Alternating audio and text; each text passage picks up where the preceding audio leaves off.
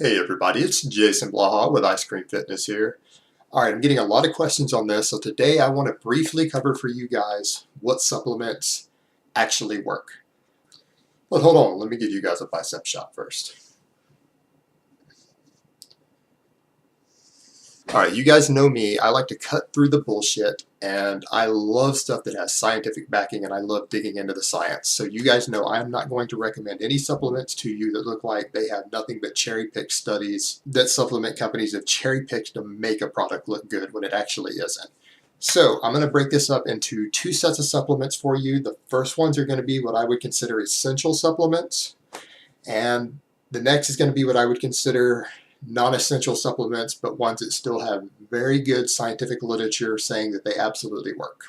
All right, the basic list of supplements that I consider essential, and I did a video on it yesterday, vitamin D3.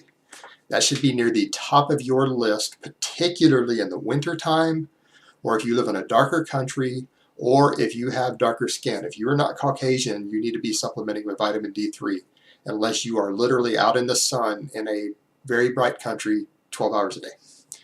And I recommend, depending on your needs, you can research this a bit, anywhere between 1,000 and 5,000 units of that a day. I personally take 5,000 international units, and to my knowledge, toxicity has never been found until doses go well over 10,000 chronically.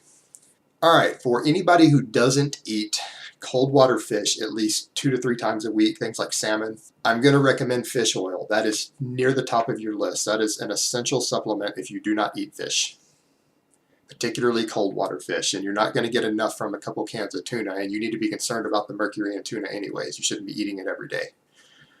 And for fish oil, now it has been overhyped, and you've got people who are putting out mass loading fish oil protocols, and there is actually research showing that taking large amounts of fish oil is dangerous to your health. There is actually data on that, so be aware of that.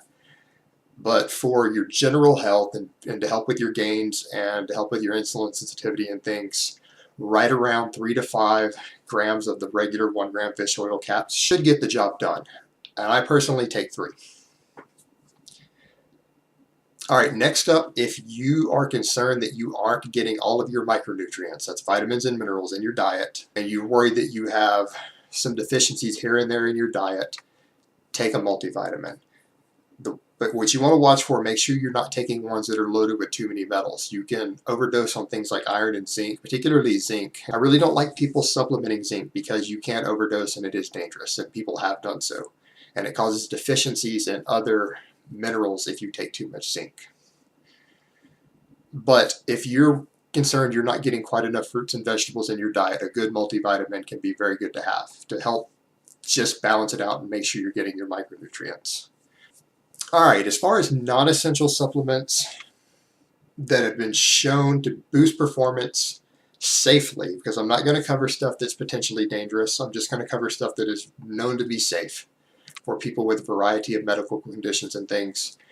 Creatine, we've had it for a long time. The literature shows a very clear benefit in terms of both muscle gain and performance increases.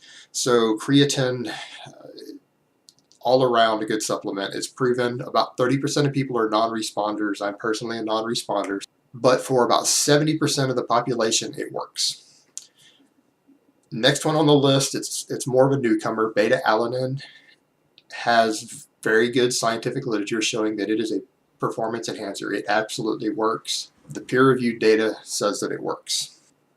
The third one that I'm going to mention here, the literature is a little scarce, but it looks really prospective, and the current literature that's coming out is slowly coming out supporting it. There doesn't seem to be anything contradicting it yet. And it looks like it's going to turn out to be another one of these actually effective supplements, is citrulline malate. And so that's one you might want to keep your eye on. You can try it out and see if it works for you. It hasn't been completely proven to work yet, but the data is very promising at this point. And outside of that, the only other supplement I really recommend is a lot of times when you're cutting and you're training with any sort of volume, you'll get cramping and things, and I personally find a magnesium supplement, just a magnesium pill in the morning before I train, can help with this. And so I'll tack that on there at the end. Alright guys, that's really all I have to say on that. Alright guys, that's really all I have to say on that today. I hope it has been informative, and I will talk to you next time.